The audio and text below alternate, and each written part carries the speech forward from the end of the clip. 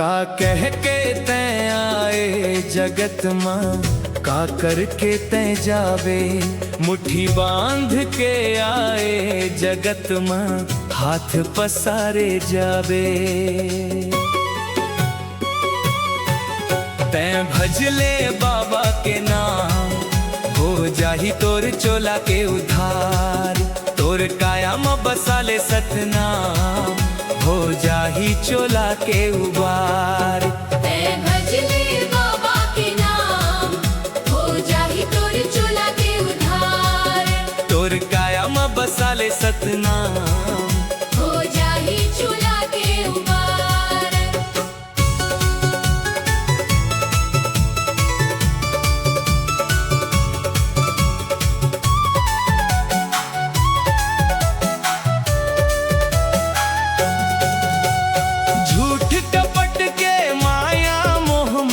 काबर मन ला फसावे। दुनिया के ये चार दिनारे, काबर गुमान बढ़ावे।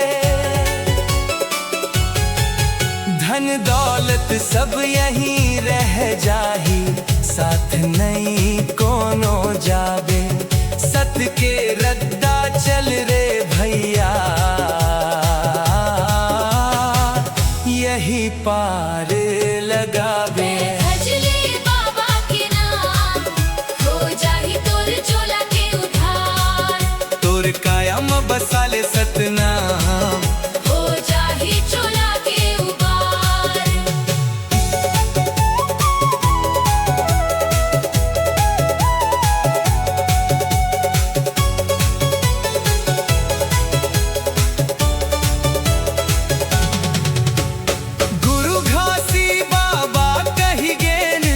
सत के जोत जलावो। मन खे एक समान, सब लागले लगावो। ऊंच नीच के भेद भुला के, प्रेम के गंगा बहावो। सतनाम के अमृत पी के, जीवन सफल बनावो।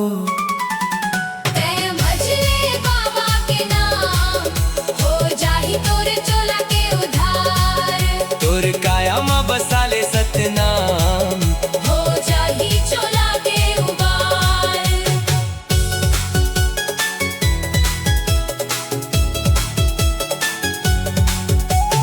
जगमाए खाली हाथे जाबो। सत्कर्म के पूंजी जोड़ के, संगे अपने ले जाबो। माता पिता के सेवा करके, आशीष ला पावो। दुखिया गरीब के मदद करके, पुण्य के दीप जलावो। भजले बाबा के नाम, हो जाही तोर चोला के उधार। तोर काया में बसाले सतनाम, हो जाही चोला के उबार।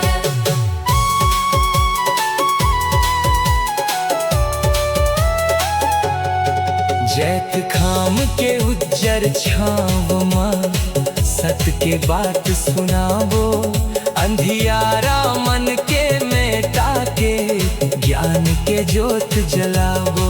क्रोध लोभ और मोह माया, मन ले दूर भगावो। बाबा के बताए रद्दामा, जीवन ला सजावो।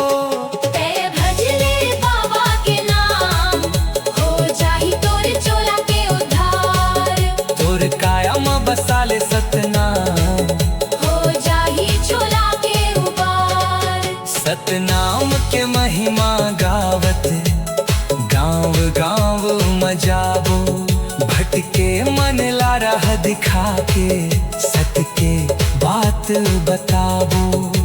दया धर्म के फूल खिलावो, प्रेम के रंग सजावो। बाबा के संदेश ला लेके, जग में जोत जगावो।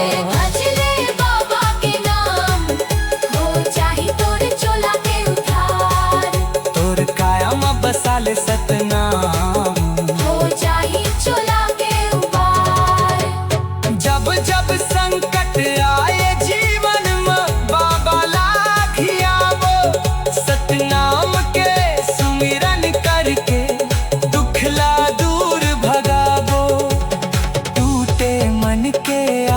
बनाही भटकेला समझाबो।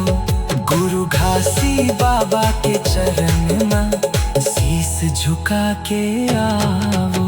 ऐ भजले बाबा के नाम, हो जाहि तोर चोला के उधार। तोर काया में बसाले सतनाम। हो जाहि चोला के उबार। जय सतनाम, जय सतनाम। गुरु घासी बाबा की जय। ओ जय सतनाम, जय सतनाम।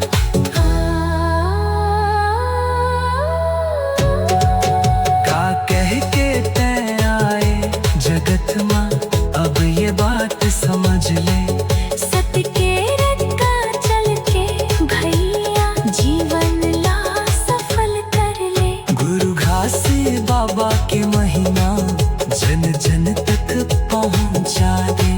सतनाम के जयकारा लगा के अपन भाग जगा दे। ऐ भजले बाबा के नाम, हो जाहि तोर चोला के उधार।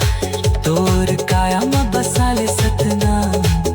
हो जाही चोला के उबार। जय सतनाम, जय सतनाम। गुरु घासी बाबा की जय। का कह के तैं आए जगत माँ, अब ये बात समझ ले। सत के रद्दा चल के भैया जीवन ला सफल कर ले। तैं भजले बाबा के नाम, हो जाहि तोर चोला के उधार। तोर काया में बसाले सतनाम। हो जाही चोला के उबार।